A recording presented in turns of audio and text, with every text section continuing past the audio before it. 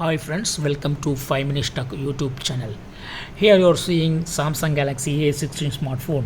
Suppose if you face late charging problem, your phone is not charging fast, then you should change some settings in your phone. What you to do? Go to the settings of your phone first. Then find out the battery option.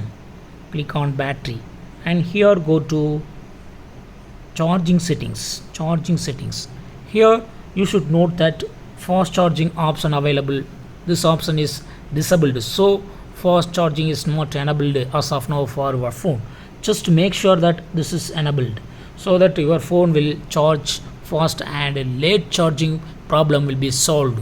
So in this way you can easily solve late charging problem in your phone Samsung Galaxy A16 5G.